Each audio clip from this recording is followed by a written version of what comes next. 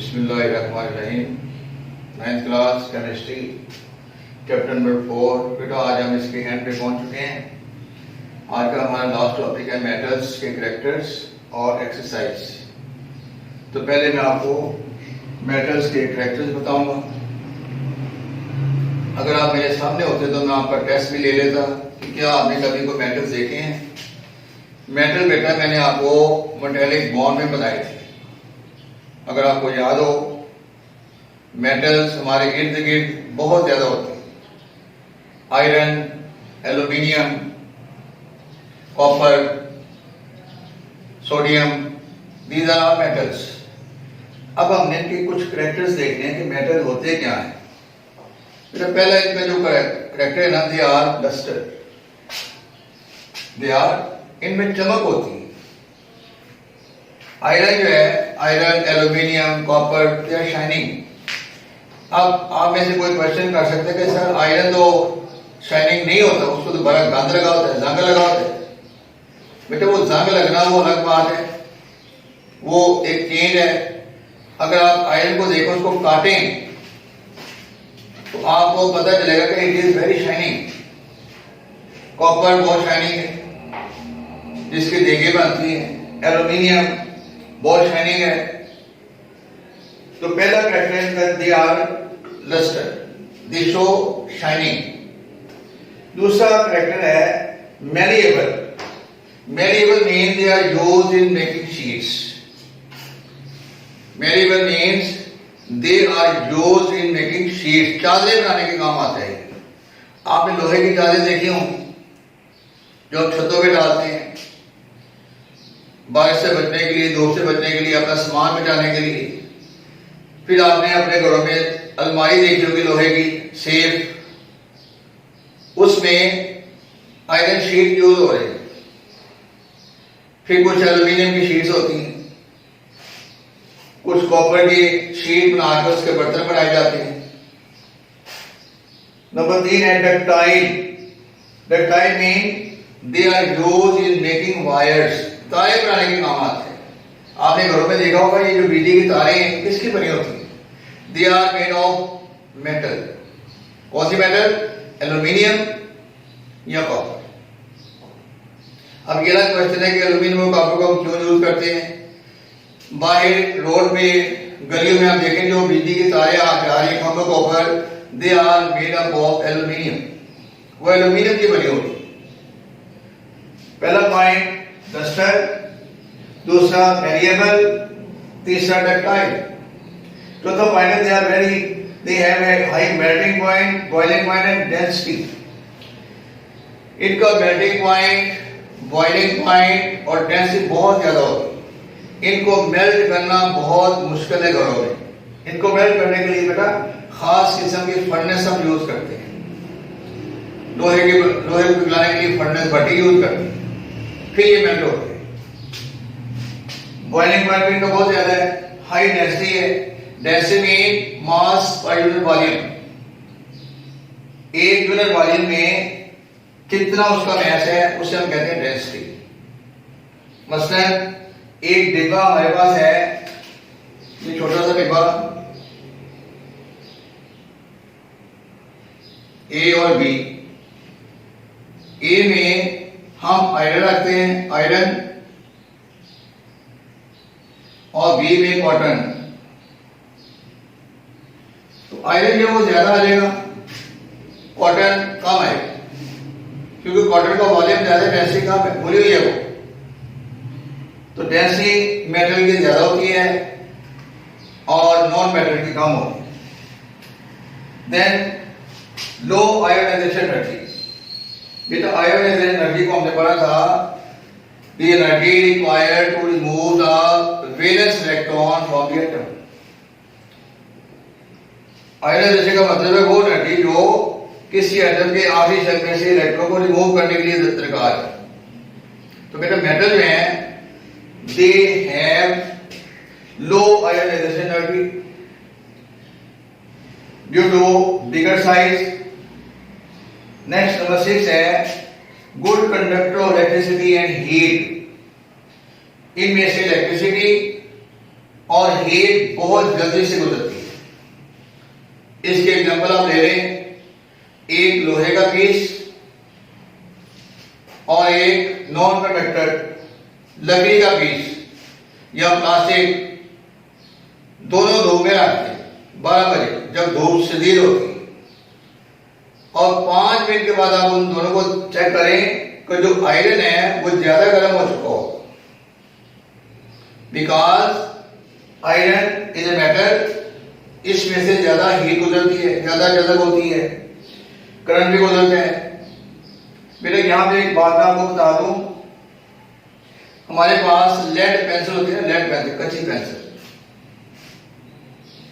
उसके अंदर सिक्का होता है, वो है ग्रेफाइट कार्बन। वो क्या है? Graphite carbon. अब ग्रेफाइट नॉन मेटल है, graphite is a non metal, और इसके मुताबिक उसमें से करंट नहीं गुजरना चाहिए।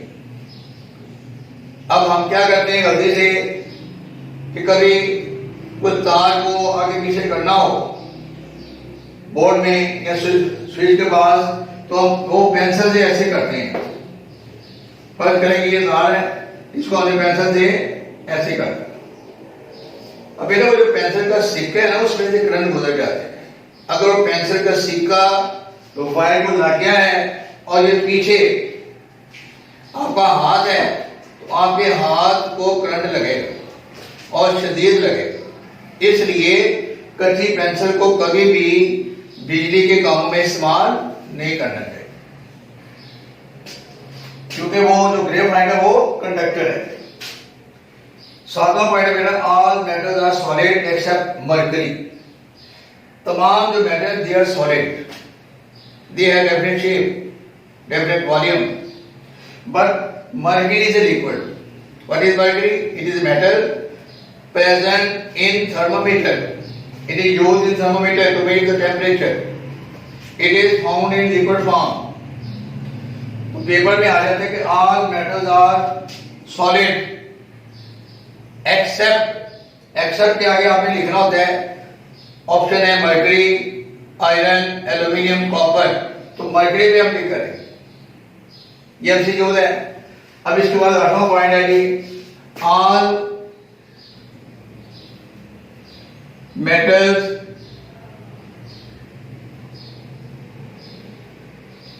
Are hard. ये जो मैं बेटा आपको प्रैक्टिस बता रहा हूं ना, ये आपके घर में कोई मेटल है ना, तो उसमें आप ये चेक कर सकते हैं, सिवाय नंबर 6 के। इसको नहीं चेक करना, क्योंकि इसको चेक करेंगे तो आपको करंट भी लग सकता है। सिर्फ इसको आपने बिजली वाले से पूछना है, वो आपको चेक करके बताएगा, खुद नहीं चेक करना। All metals are hard except sodium and potassium. जितने मेटल्स हैं वो सब हार्ड हैं एक्सेप्ट सोडियम और पोटेशियम। के सोडियम को हम चाकू से काट सकते हैं, इधर साबर का बीज होता है ना, मोम होती है, उस तरह इसको चाकू से काट सकते हैं। सोडियम को, पोटेशियम को चाकू से काटा जा सकता है, because they are not solid, they are not hard. बेटा ये थी मेटल के जनरल कैरेक्टरिस्टिक।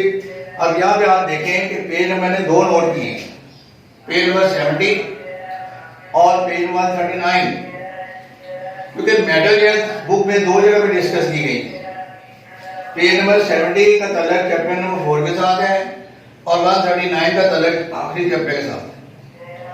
आखिरी चैप्टर में भी इसके फिजिकल केमिकल प्रॉपर्टीज दी गई हैं, तो फिजिकल प्रॉपर्टीज मैंने यहाँ सारी डिस्कस कर दी है। जब आप चैप्टर नंबर 4 देखेंगे तो उसमें तकरीबन 4 या 5 होंगी, और कुछ मैंने चैप्टर नंबर आखिरी जो है 139 पेज है वहां से दी, ताकि जब वो वहां पहुंचे तो हमें ये याद हो। अब बेटा इसको जरा एक दफा नोट कर लें, फिर मैं एक्सरसाइज शुरू करूं। इसको एक दफा देख लें।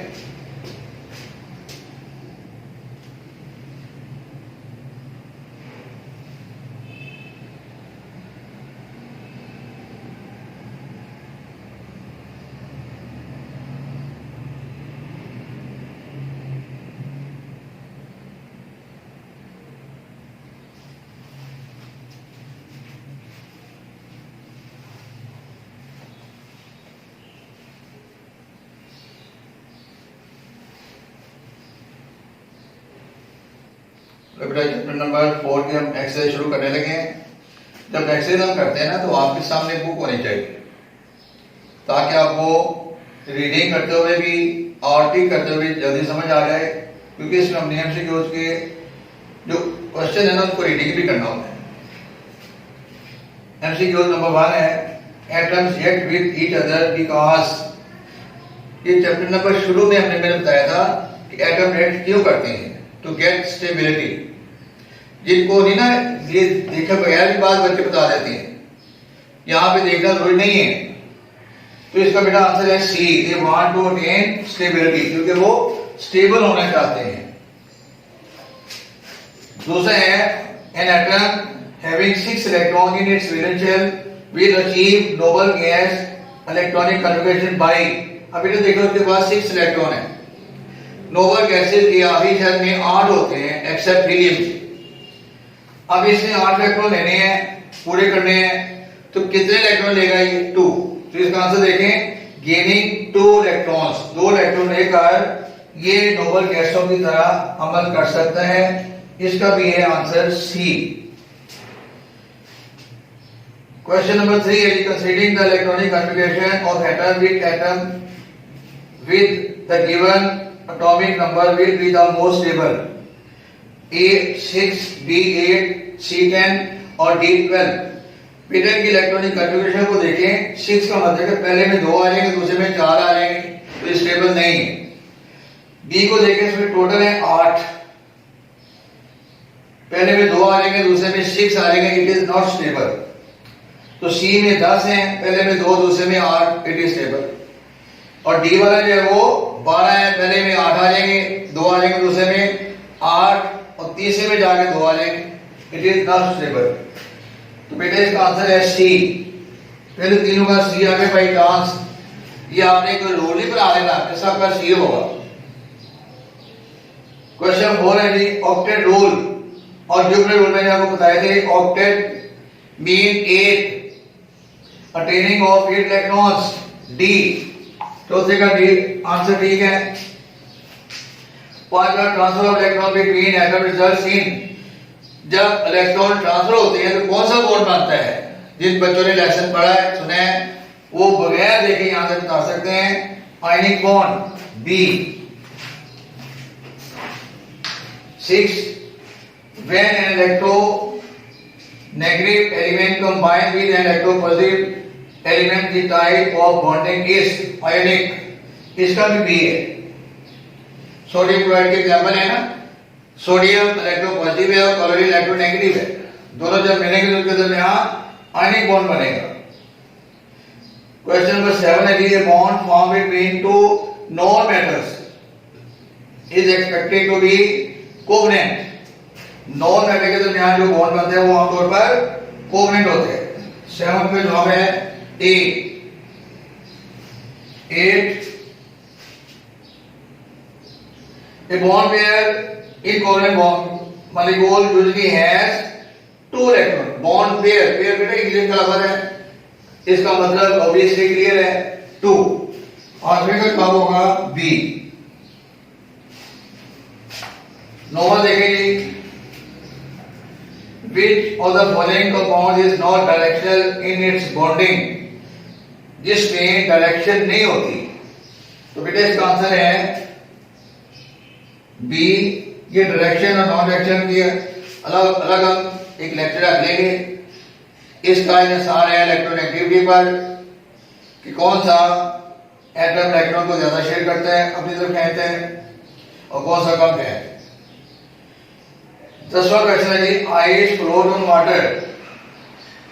ये मैंने आपको बताया था हाइड्रोजन बॉन्डिंग में कि आइस जो है वो वाटर पे क्यों फ्लोट करती है, क्योंकि water is denser then ice, यानी आइस जो है वो लाइटर होती है और वाटर भारी होते हैं। इसका आंसर है सी। क्यों होते हैं ये हाइड्रोबॉन्डिंग में मैंने डिस्कस किया था कि जब पानी को फ्रीज करते हैं तो वो फैल जाता है, जब फैलेगा तो वॉल्यूम ज्यादा होगा, डेंसिटी कम हो जाएगी। 12 How many covalent bonds does C2H2 molecule have? C2H2 have, अब बेटा ये जो है इसको मैं एक्सप्लेन करने लगा हूं। C2H2 इसका नाम है इथाइन। क्या नाम है इसका? इथाइन। तो यहां पे मैं एक्सप्लेन कर रहा हूं C2H2,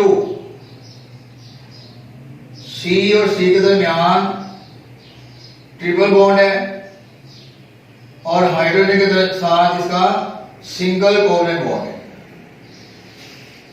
इसमें कितनी लाइनें आपको नजर आ रही हैं? 5 ट्रिपल बॉन्ड कोवलेंट कार्बन के दरमियान बन रहे हैं और जो सिंगल बॉन्ड है 2 वो हाइड्रोजन के दरमियान बन रहे हैं। तो इसमें उसने क्या पूछा? How many covalent bonds does C2H2 molecule have? तो इसका जवाब है 5, डी। 11वें का ये था 11वां, ये 12वां है। इसका जवाब बेटा डी। 11वां देखें, covalent bond involve D. Covalent bond में क्या होता है? Sharing of electron, sharing of electron C. 13 को देखें, triple covalent bond involve how many electrons? इसको बेटा मैंने डिस्कस करना थोड़ा सा। ट्रिपल कोवलेंट बॉन्ड में कितने इलेक्ट्रॉन होंगे? एक सिंगल में 2 इलेक्ट्रॉन, डबल में 4 और ट्रिपल में 6। अब इस स्टेटमेंट के मुताबिक हमने जो टिक करना है वो बी को टिक करना है। बी जवाब ठीक है। अभी आपने आगे नहीं जाना, इसी को मैं थोड़ा सा चेंज कर रहा हूं। Triple covalent bond involve how many electrons pair? अब मैंने पेयर का लफ्ज लगा दिया है, तो जब पेयर का लफ्ज आ जाएगा तो फिर 3 पे टिक करें। 3 पेयर मीन 6 इलेक्ट्रॉन्स। तो इसको आपने एमसीक्यू को आपने एक दूसरे की कॉपी नहीं करना, आपने खुद स्टेटमेंट को पढ़ना है, गौर करना है। खास तौर पर जब मैं पेपर बनाता हूं तो मैं कोशिश करता हूं कि ये बदल दूं ताकि पता चले कि किन बच्चों ने मेहनत की है।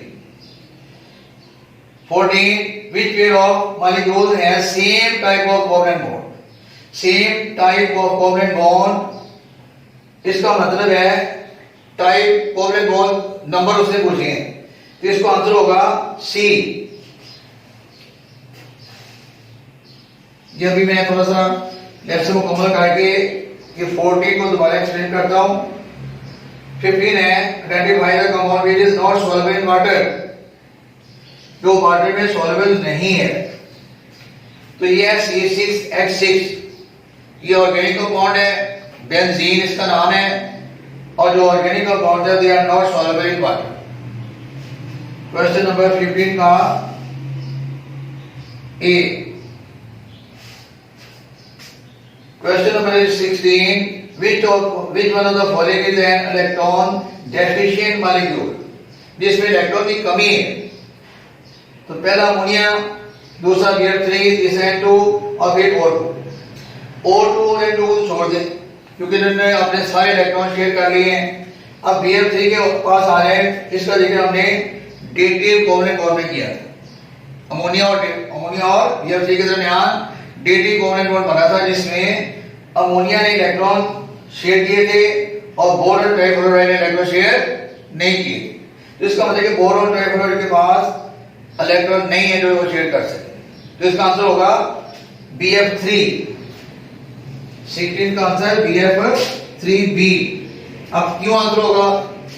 मैं बेटा जब पेपर ट्राई करता हूं तो अपने आप बुला के पूछता भी हूं, बताया कि आपने NH3 को क्यों गलत कर दी है, BF3 को क्यों सही कर दी है, व्हाट इज द रीजन?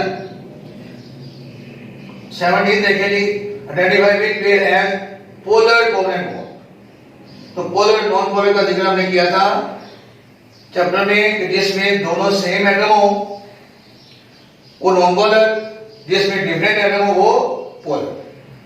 तो ये सामने रखें H2, पहले देखिए O2 एंड Cl2। O2 में दोनों सेम एटम है, Cl2 में सेम है, ये नॉन पोलर है। H2O NH2, अब ये पेयर पोलर नहीं है क्योंकि H2O पोलर है और N2 नॉन पोलर है। फिर H2O पोलर और C2H2 नॉन पोलर। अब D में जाके हम रुक जाएंगे क्योंकि ये हमारा जवाब है और ये है पोलर। 17 का D. 18 which one of the following is the weakest force among the atoms? Atom के दरमियान ionic bond, covalent bond, covalent bond और इसके अलावा एक फोर्स हमने पढ़ी थी इंटरमॉलिक्यूलर फोर्स। बेटा इंटरमॉलिक्यूलर फोर्स ये तमाम किस्म के बॉन्ड से वीक होती है, तो इसका आंसर होगा सी। इसको देख लें, फिर मैं आपको क्वेश्चन नंबर 14 को थोड़ा सा एक्सप्लेन कर लूं कि इसमें हमने क्या देखा।